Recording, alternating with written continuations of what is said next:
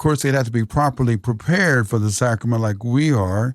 You must mention all your sins, not just some of them, all mortal sins, when you're going to make a confession.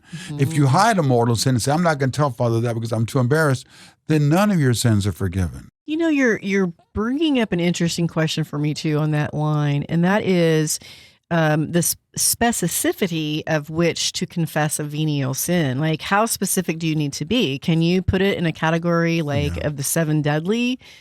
With mortal sins, you got to mention number and kind. Let's say, like I mentioned a while ago, missing Mass on Sunday. You could have gone, you just were too lazy, whatever.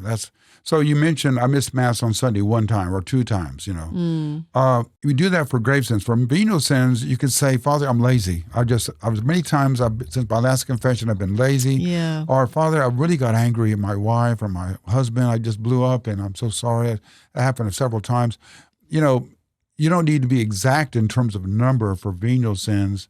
I would say mortal sins, even if you don't, let's say you did a mortal sin a lot of times, you may not know the exact number. You can just say, Father, I did it several times. I'm so sorry. Sure. Okay. So, you're kind of giving, the best description of your sins as possible. Yeah. But, and can you do kind of a general, and for those sins, which I cannot recall at the moment, you can say especially that. for venial. And if you forget a sin, and then you walk out of the confession, next time you go to confession, bring that sin up. That's one of the practices of our faith. This is what moral theologians, talk about when there's studies and writings.